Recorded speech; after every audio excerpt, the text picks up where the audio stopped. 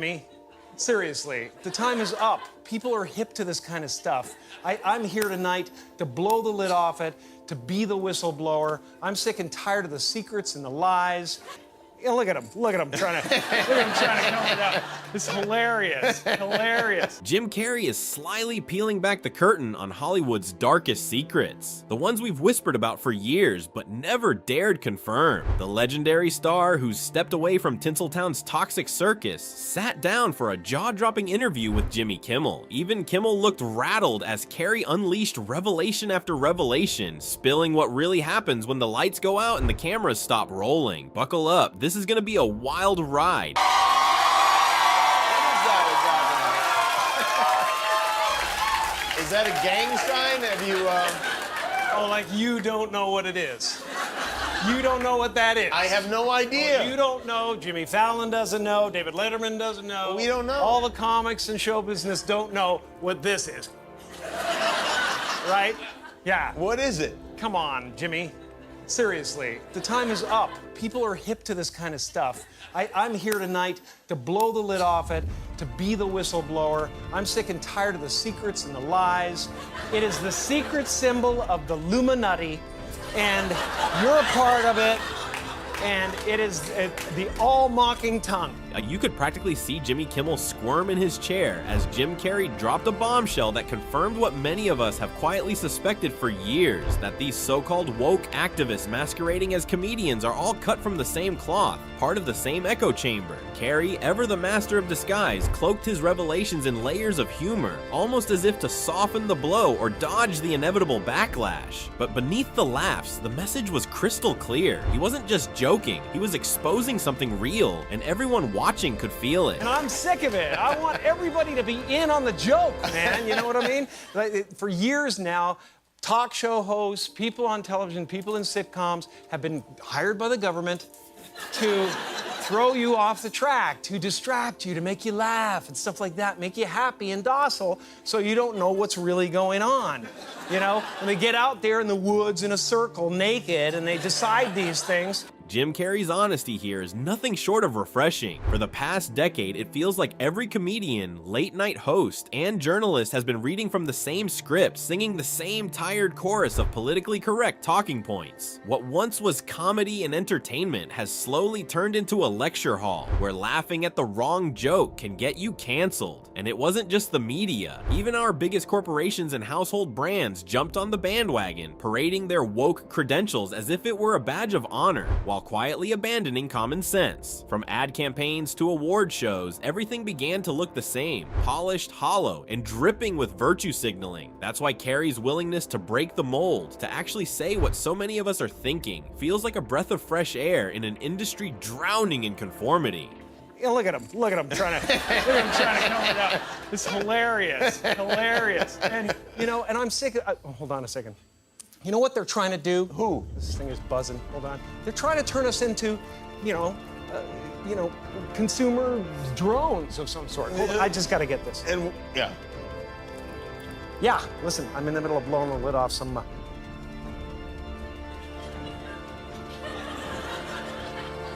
What happened? I'm sorry, Jimmy.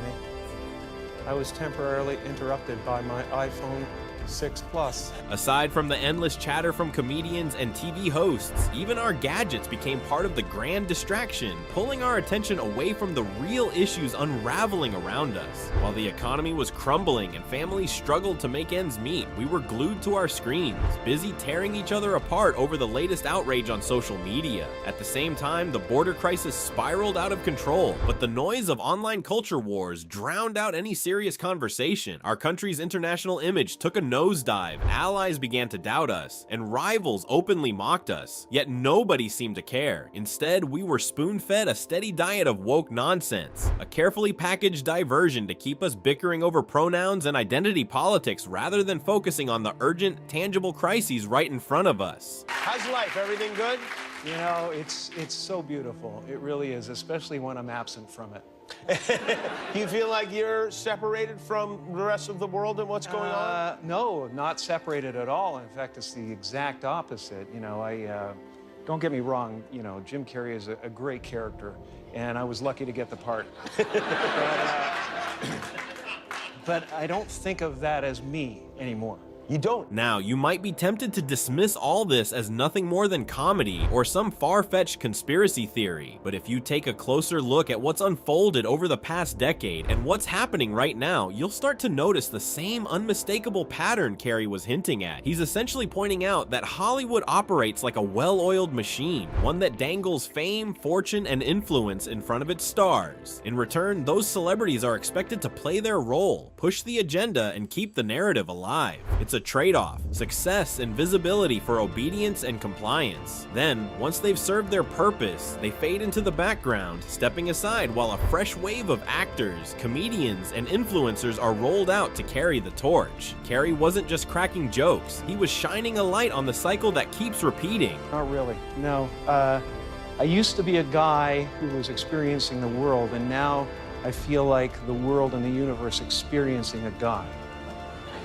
I think we There's got a kind of little been a taste shift. of that just a moment ago, yeah. Yeah. And does the beard have anything to do with that? Well, here's the thing, the beard, yes. Everywhere I go, people talk about the beard. They go, what are you doing? Why are you growing a beard? Why are you growing a beard? It's like they can't really think about anything else. It's just not, you know, cohesive. There's something different about me, and it's that damn beard. And wherever I show up, it becomes this story, you know? Right. It's a bigger star than me at this point. Mm-hmm. And is that good? It has its own Twitter. It does? Yeah, it's really good. Yeah. Thank God it likes me. Fortunately, not every celebrity chose to play along with the machine. A few sharp-eyed individuals recognized exactly what was happening, how this carefully orchestrated system wasn't just choking real art and authentic entertainment, but was also quietly corroding the very fabric of the country, and rather than sell out, they decided to stand their ground. Of course, the punishment was swift and brutal. The same media that once praised them turned on them overnight, painting them as villains, outcasts, or dangerous voices. Yet, against all odds, they survived, and in many cases, they thrived outside the system. Take Joe Rogan, who built a massive following by refusing to censor himself. Gina Carano, who stood tall even after Disney cut her loose. Elon Musk, who openly challenges narratives while reshaping entire industries. Or Rob Schneider, who uses his platform to call out the hypocrisy. These are proof the machine isn't invincible. No, I'm not. Oh, okay. I'm saying that it is it's an emotional response. Right. I'm and not that's on the page. And that's not a good idea, emotional responses. Let's use this and not this. That's why. Thank you. Bill Maher, once hailed as a poster child of the woke revolution, eventually had to step off the bus when it started veering straight into crazy town. For years, he was embraced as part of the movement, but when the ideology began eating itself alive, Maher chose logic over blind loyalty. In one of his sharpest critiques, he directed his words toward another late-night darling, Stephen Colbert. Maher's advice was simple, yet powerful. Stop leaning so heavily on emotions and start engaging the mind. As he explained, emotions are fickle. They flare up, fade, and shift with the cultural winds. But the head, the rational side, remains steady, capable of navigating through chaos with consistency. Maher wasn't just offering friendly advice, he was challenging Colbert to rise above the emotional theatrics and start thinking critically. It was a wake-up call, not just for Colbert, but for the entire comedy establishment. Saw the dismissal of a very well-known chat show host in America last night, Mr. Kimmel. Is free speech more under attack in Britain or America?